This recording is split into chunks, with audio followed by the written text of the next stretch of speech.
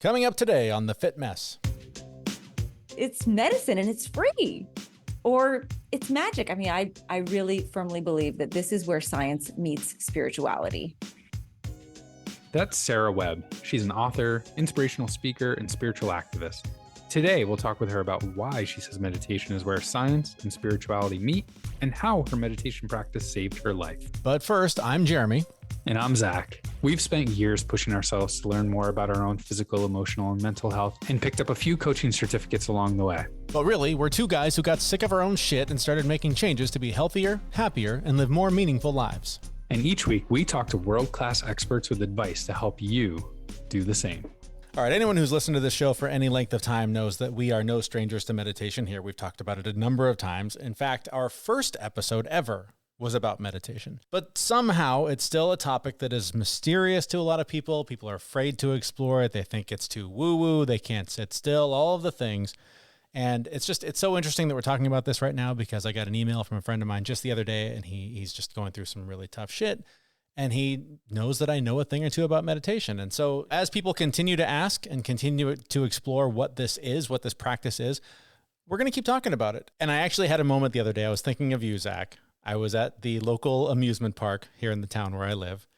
And you know how I am with rides. I hate the rides. They're awful. I don't enjoy them. I'm getting better, thanks to you. You forced me to face that fear. But I was on a ride that most adult men would not be afraid of, would not have a problem with. And I get on this thing, and it's one of these things where it goes up and down, right? It goes up and it just keeps dropping you. Like 16 times it drops you. Yeah. Everyone insists, you'll be fine. You've done worse. You've done Space Mountain. You've done bigger rides. No big deal. I get on this thing, and it just every time it drops, I'm dying. I'm just, get me the fuck off this thing. This is awful. I've made a huge mistake. This is never going to end. All the thoughts just start racing of how this is going to be how I die. This is the worst mistake I ever could have made. And so I took that moment, and I went inside, and I just started focusing on my breath. Just breathe out on the way down. Like it was a workout. On the way down, breathe out. On the way up, breathe in. And I just kept doing that. And all of a sudden, like I didn't enjoy it. Don't get me wrong. I didn't have fun. Yes, you did. I'm just going to tell yourself you enjoyed it. But I tolerated it and I got off of it and I was okay. And if, we're with friends and I'm humiliated. I feel embarrassed that I was afraid of this thing. But the friends we were with, they videoed me on this thing. I was thinking to humiliate me. But it was in fact to show their kid, their son, an adult man in a moment of stress, getting it under control by focusing on his breath. Nice. And they thanked me. He was like, thank you for doing that because that was such a learning moment for my kid to see you go through that. And so, no, it's not meditation, but that practice, knowing that I had that tool in my toolbox in a moment of stress and in a moment of panic, I was able to pull that tool out and go, I can get through this by using this thing I've worked on in the past. And it did. It helped me and it helped another family and it helped their child through what would be otherwise stressful situations. Well, see, I think that's the part of meditation that people don't actually understand is that meditating itself, the positive aspects of meditating by itself isn't that great in the moment. Right. It's literally like going to the gym. Yes. And lifting heavy things and being really pissed off about it and just slogging through it. But then when you have to pick up, a kid or something, like you have to pick something up and move it, you're able to do it because you did all the work. And that's what meditation is. It's preparing you for those situations. It's not the meditation practice itself where you need to judge the success or the failure of it. It's can you handle that situation outside of it, being mindful of it and breathing through it? It's training your mind to come back to the moment and how much danger you're truly in or how awful the situation truly is. You can be stuck in traffic and pissed off and screaming at the guy in front of you. But when you realize, well, that's not going to do any good. Traffic is beyond my control. I can sit here and enjoy whatever music or podcast I'm listening to. Or I can scream at traffic and have it make no impact on anybody other than just piss me off. It's all about bringing the practice, bringing the training into real world scenarios to help make them a little less painful. And now that I know that you can do this, I will never accept from you again that you're not going on a ride with me because you can work through it. Oh no, you're completely wrong. I'm so not going on a number of rides because I don't want to have to pull out those tools to get through what for other people is an enjoyable experience and for me is my nightmare. You never know. It could turn into an enjoyable experience if you get rid of the fear, if you get rid of the anxiety, you just might have a good time. I'm working on it. I'm working on it. You keep pushing me to do this shit and sometimes it's worth it. Sometimes. Jeremy, I will get you on some bigger rides so that you can use all these practices to enjoy yourself on these rides because they really are enjoyable. The bigger, the better. But generally speaking, most of us, that is not the stress that we're dealing with on a daily basis. So stress management, increased happiness, and trauma recovery are all very real things that all of us are dealing with that don't have anything to do with a roller coaster. So to learn more about how meditation can help you with all of that other stuff, we've partnered with Sara Webb. She's an author, she's an inspirational speaker, and she's a spiritual activist. We had an opportunity to talk to her, and we started by asking her why she says meditation is magic. Meditation saved my life.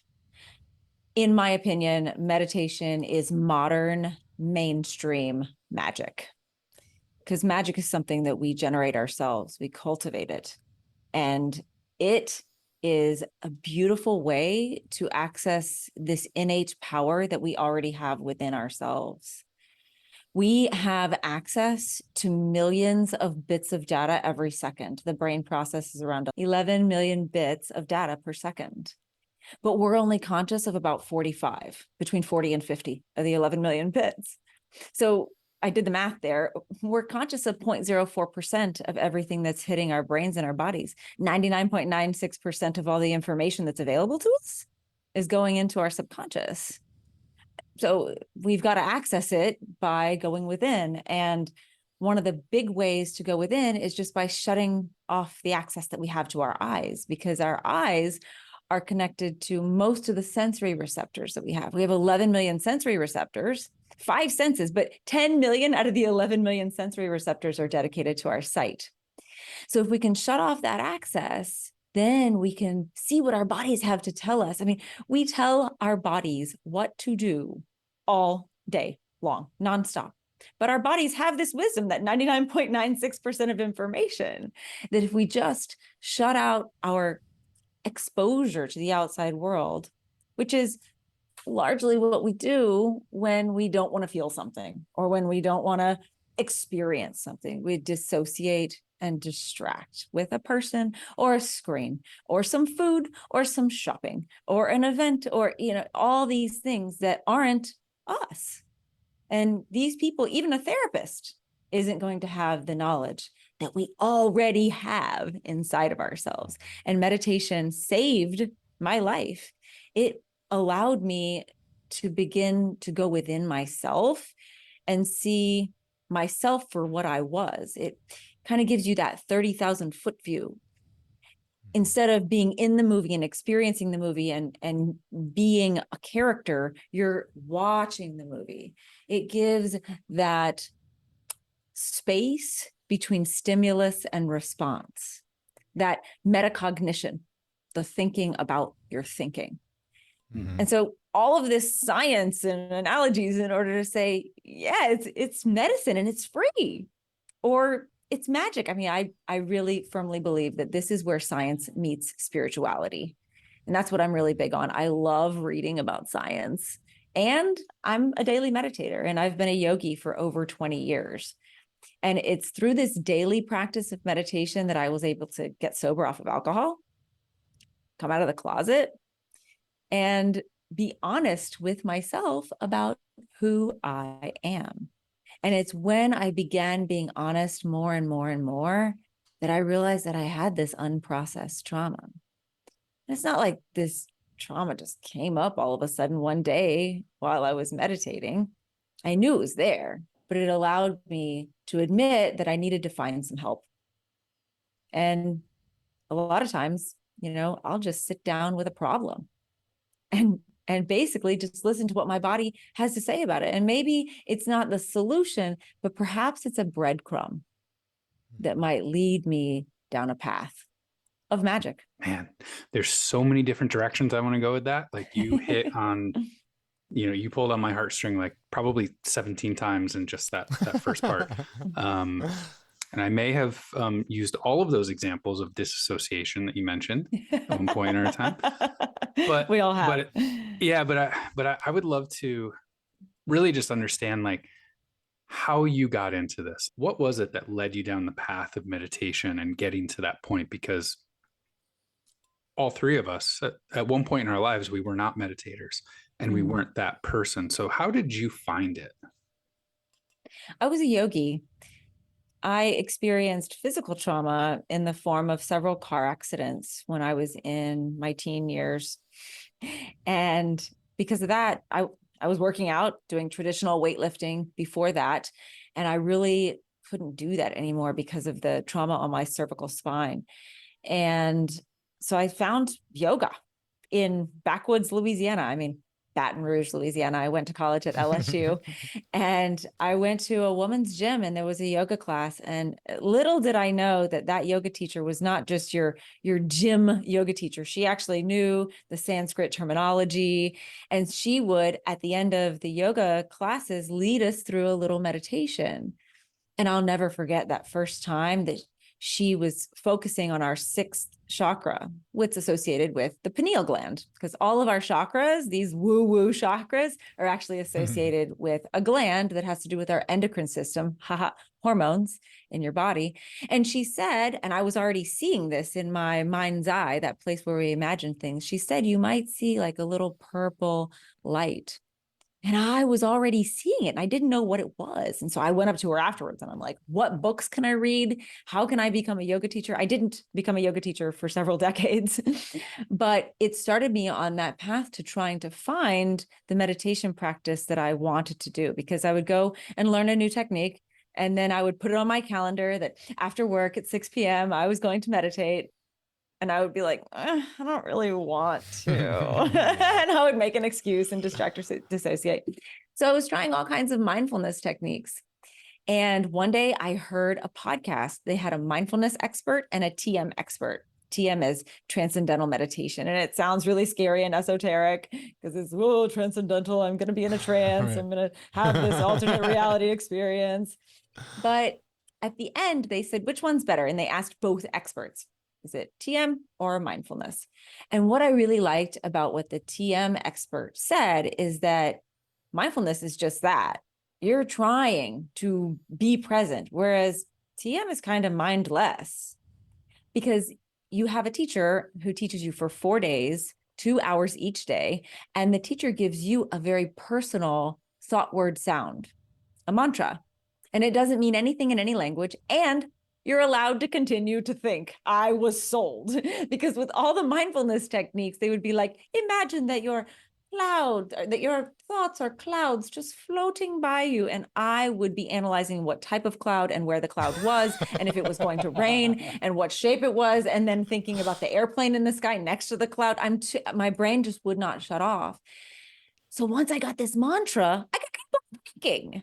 And it was like the mantra kind of inhabited this space in my head where if you get a song stuck in your head and it just won't go away, but you can still think, right? Even if you have this song. Yeah. So this mantra was like magic for me. And I was able to kind of like put the mantra there and think about what I wanted to think about and get to these deep levels. And all of a sudden you're like, wow, did I fall asleep? Did I lose? But you're sitting up because you do this kind of meditation sitting, not lying down, which is even no matter what kind of meditation, I really encourage people to not lie down, especially in your bed, because you're going to fall asleep, because that's what we do in that place.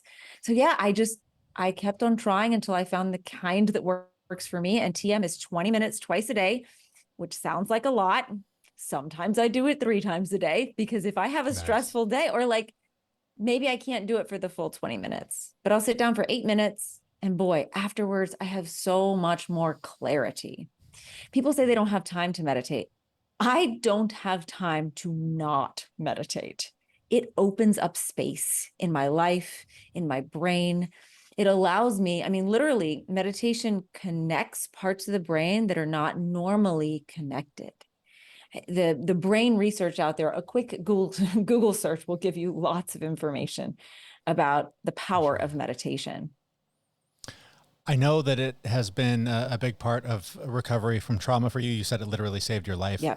The timing of this conversation for me personally is really interesting because I have a friend who went through a very different trauma, but a life-shattering trauma. And he reached out to me today and said, hey, you know a thing or two about meditation. What can you tell me? And for him specifically, for someone going through trauma, or for someone who went through trauma at some point in their past, how valuable has this been for you and what you went through? Wow, it has allowed me to really look within myself and to find that resilience within myself. In order to heal from the very specific trauma that I sustained 14 years ago in the form of a multi-man rape, I went to a certified transpersonal and interpersonal hypnotherapist. And because, I mean, hypnotherapy is meditation. It's the same brain waves. It's getting you into your subconscious mind. Because when we're young, we are all children before the age of like 7 or 10 are in theta brainwaves, in alpha brainwaves. It's that creative state. It's lower level. They're hopping around like a bunny. Everything. I have an almost 6-year-old. You know, they're pretending constantly. And when we reach these deep levels, we're able to access these areas of mind. So meditation allowed me to realize that I needed to do the work. And then when I went in to do the work, it was so much easier because my hypnotherapist had no trouble getting me into state. And I was very adept at navigating that space and being in that space. And I wasn't afraid of hypnotherapy in any way. So as a result, I have forgiven every single one of these men. I blacked out and kind of repressed it for a long time. And I asked to see all their faces. I told them all I love them, because it's just like the Buddhists say, anger is like drinking poison and expecting somebody else to die. I mean, we can see it with like being in the car, somebody cuts you off and you're the one ranting and screaming and they maybe didn't even notice. It only affects our physiology. So me holding on to that wasn't hurting any of them. Sure, they made a mistake and maybe they regret it in some way, but it's not serving me, my family, the people in my life to hold on to that. And so I've let it go. I'm free. And I was drinking alcohol to suppress it. So it was like the meditation led to my awareness of my addiction. And the addiction and trying to let go of it led me to the awareness that it was difficult to be intimate with men without alcohol. So I came out of the closet and got a divorce. And so that's what my book is about healing from all of those traumas. But it's not about the disgusting details of any of it. It's about looking within myself. And it's an art piece. It's 55 poems. I mean, so I think that poetry is a really great way to access people these days because we have such short attention spans anyway. Yeah. So these little sound bites of just, hey, chew on this for a few minutes, maybe it's 100 words, and then you can just ingest that, let it roll around on your tongue, maybe like a sommelier sipping wine, and let it simmer in your stomach so that then we can produce something that's beautiful. It's healing requires injury. And I am so blessed and grateful that I have the opportunity to heal from these things and that I have meditation as this beautiful tool for introspection. I'm very sorry that happened to you, but I'm also very happy that you were able to get through this, because I mean, that could take people out like permanently. That's very traumatic. I would love to hear your thoughts on more along the process of that healing, because as you were talking, all I could think of was, just peeling an onion, and there's another layer and another layer and another layer. And this stuff doesn't happen overnight. This takes time. So I'd love to just hear you talk a little bit about, maybe even your personal experience, like how much time did this take and how many layers did it unpack for you and bring to light things that you didn't even know about? It is like an onion. You're right, Zach. But the onion just keeps getting bigger. It doesn't get smaller until we get to the core of it. And that's how my spiritual journey has been. It's like I unpeel a layer, or it's like raising children. You know, you feel like, okay, I've got a handle on this 2-year-old thing. I've got a handle on this 14-year-old thing. And then they turn a corner and it's harder and it's a new, and you're like, what am I going to do now? But you've got all that experience of all those years, or it's like building muscles, even if it's going from weightlifting to yoga, or even if you've been weightlifting and then you take a few years off, your body knows what to do. So, I mean, my process has been rather circuitous. It's not a linear thing. I didn't process much of it at all until I started to get sober. And it took me about a year to get sober. I would have some sobriety and then something would happen and I would use alcohol as an excuse, you know, oh, well, I've had a stressful day. And I think that that's so ubiquitous in society that we very readily accept, oh, I'm going to celebrate. I'm going to have a drink in order to take my day off of, take my mind off of my day. I'm going to have a drink because I've got something that I'm dealing with. And so we readily accept that this changes our physiology. We readily accept that it changes our state of mind, but we deny that it has the potential to, when used habitually, permanently alter our ability to feel. So, I mean, when you, it's not a time when you first get sober to deal like with things like that. They say like, give yourself a year off of whatever substance it might be, even if it's like gambling. Everybody's addicted to something. It might be a person. It might be, you know, a video game. We all have proclivities. And it's usually a dissociation or a distraction. And so when I started dealing with this, I of course found help. And meditation doesn't do everything. You know, you've got to go within and then find people who are experts in their field. But it might help you to find that expert. I mean, when I was trying to process this, I would sit down and be like, okay, I'm going to go within and try to think about all the people who have ever told me about their healing. Oh, yeah, I could reach out to that person that I spoke to several years ago. I know that I'm connected with them on Facebook. Let me see if they'll give me the name of their person. You know, so it's not been this perfect journey. It's been these little breadcrumbs and little sparks, and maybe it's the wrong turn. It's like a maze, you know? And hypnotherapy, meditation, yoga, I mean, the issues are in the tissues. And with my trauma, very specific, and we say that in yoga, the issues are way there in the tissues. And that's your chakras, right? Your chakras, the 7 main chakras, line up and down your central nervous system. That's where all your nerves are connected. So it's like Louise Hay says in her book, if you got a pain in your elbow, it's not your elbow, it's connected to your heart chakra, right? Which is connected to those nerves. That's where it's emanating out from. So I just went within, and it was not easy, trust me. And sometimes, I mean, right now I'm going on podcasts and some are much more explicit than this, and I'm reprocessing it. But you know what? It desensitizes it for me. I'm continuing to heal every single day. That was something I didn't want to ask you about it, but I was, as you were telling your story, I just thought reliving this story, you know, however many times a day that you're doing this right now has got to be traumatic. Well, so it really actually helps. I got a calling during a meditative experience at a retreat in April of this year. And boy, I went through it, and I mean, it was ugly crying and lots of hugging, and it was ugly. But I got a message very clearly that I have to go public with this, because I know that my story can give hope to so many people. I mean, there's a reason why the Me Too movement was so powerful. And the statistics are 1 in 3 women. And I didn't report. And I can tell you a lot of women who didn't were afraid, you know?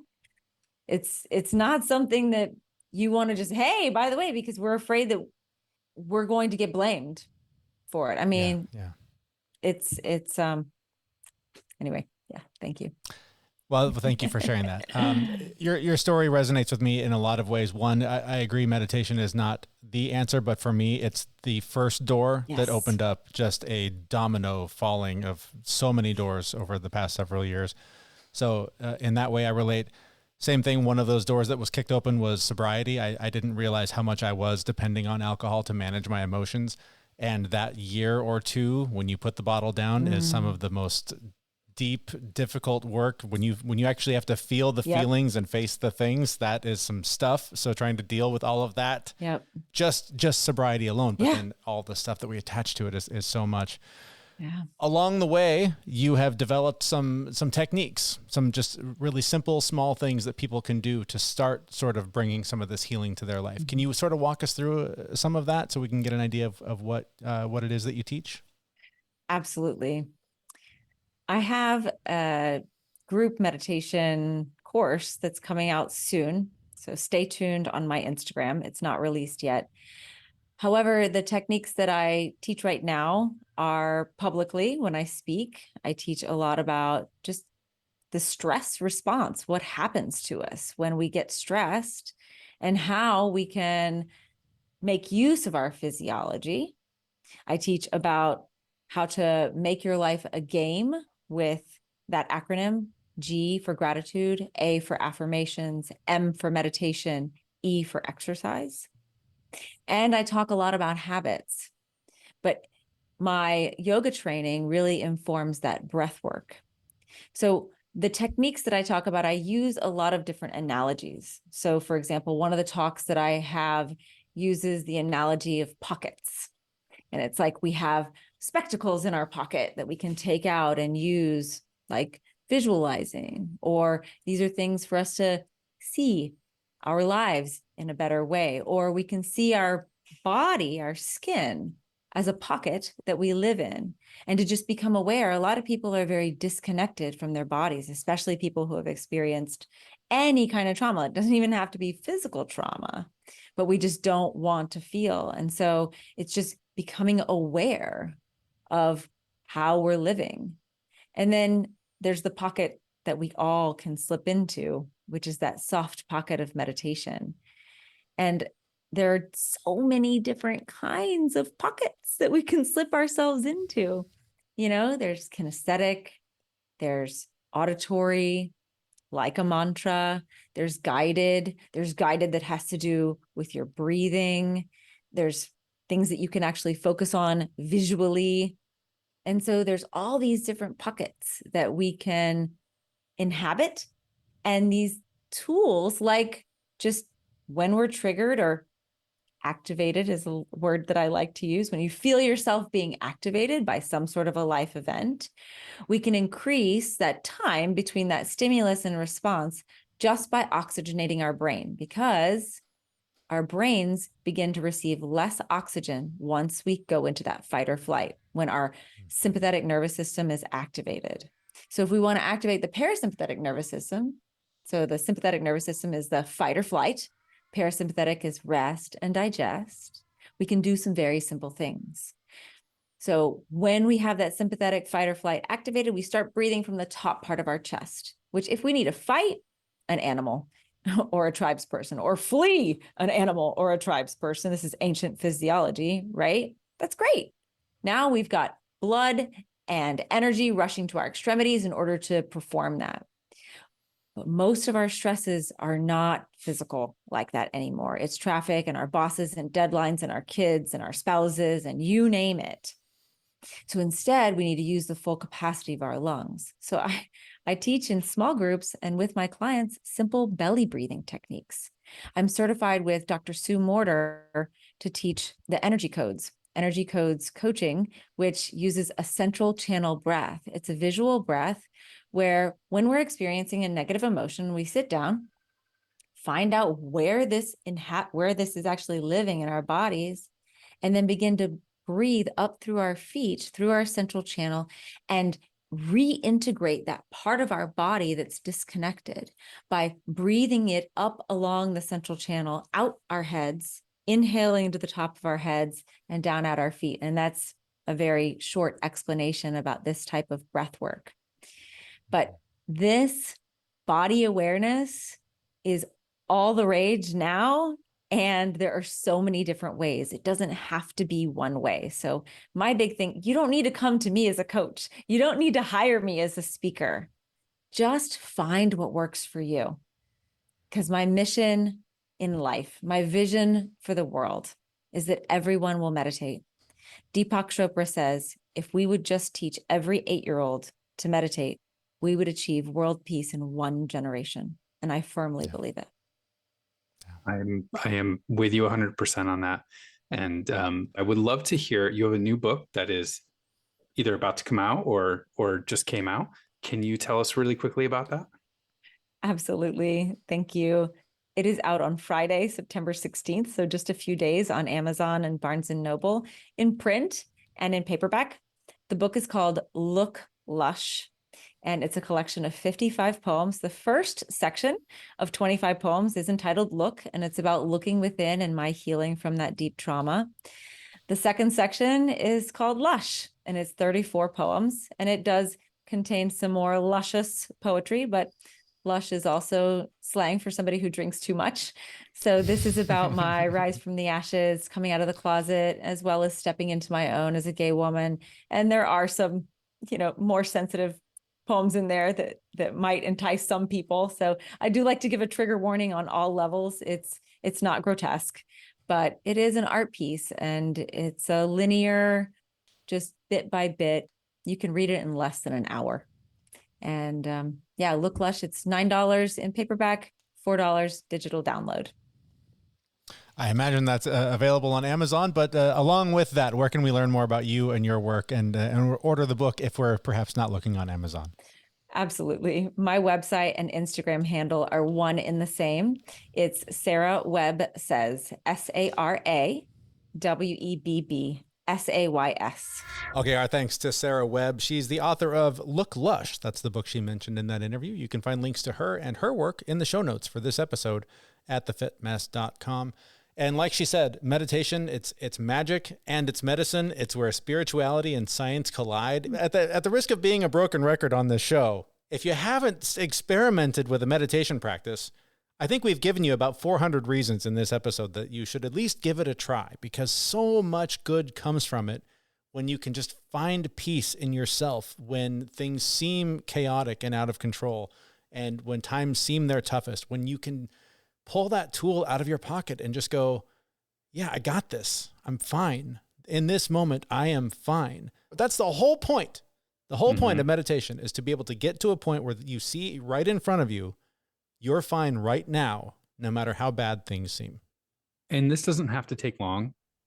And it also doesn't have to be one thing. So we've said 100 times, there are thousands of ways to meditate successfully, right? I meditate with yoga. Jeremy meditates by sitting still. I don't know how he does it. Unless he's on a ride going up and down. Right. Freaking out. You don't need to sit there for an hour. You don't need to sit there for 30 minutes. Start with 60 seconds. Just 60 seconds. That's it. You can do anything for 60 seconds. But like we said earlier, it's not the answer to your problems. It opens the doors and the paths that you need to find the answers.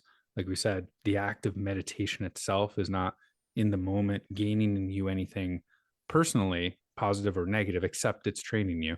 But it allows you to deal with those things later. It allows you to open different doors or look a different way or think about something in a different manner than you normally would have. And I really liked how she made the analogy of how it takes you from being the main character in the movie. You're now watching the movie play out and you're separate from it. So it creates space so that you can react more appropriately to something rather than feeling like you've got to fight off the bad guy. You can just sort of allow things to happen and react more appropriately to them. I thought that was a really interesting analogy. Which totally happened to me yesterday when I went out to my pool to just do general maintenance. And I heard like water running in a way that you shouldn't hear water running. That can't be good. Right. And it was like, that's funny. That's really weird. And I looked at the pool and there was missing a whole bunch of water. And I looked over and the heater of my pool was just gushing water. If anyone knows anything about pool maintenance, fucking nightmare. and I saw the water rushing out, and I was like, in my head, like I started to freak out. And then I just like took a huge inhale. I was like, shut off the filter. We're going to go call the pool guy. Yep. He's going to come and fix it. It's a broken pipe. It's easily fixed. Yeah. We can get through this, as opposed to what I think my thought would have been, had I not had like any kind of self-control, would have been, I'm selling this fucking house. So I went from, I'm going to sell my house and just get rid of all this stuff, to I'm just going to deal with the problem. And here's what I need to do. Step 1, 2, 3, and 4. See, and I think both approaches are admirable, because my first thought would have been, where is something really big that I can throw that's going to be destroyed when it comes in contact with whatever I throw it at? This is bullshit. Yes. Well, my other thought was, if I just had a whole bunch of dirt, I'd put that in the pool and I'd be done. Bro, it's the biggest garden ever. Mm-hmm. All right. Well, clearly we're still a work in progress, and meditation is helping us get there slowly but surely, day by day. And if you, like so many people, still have questions about it, want to talk to us about it, want to try and learn more about meditation, you can always find us in our Facebook group. There and other FitMess listeners are always available to connect for conversation, resources, and we try to offer monthly challenges and accountability to reach your goals. And it's just a really cool way to connect with other people that are on a similar journey. And so you can find the link to join us there at thefitmess.com. That's where we will be back next week with a brand new episode. Thanks for listening. See you, Ron. We know this podcast is amazing and doesn't seem to lack anything, but we need a legal disclaimer. Prior to implementing anything discussed in this podcast, it is your responsibility to conduct your own research and consult your physician. You should assume that Jeremy and Zach don't know what they're talking about, and they're not liable for any physical or emotional issues that occur directly or indirectly from listening to this podcast.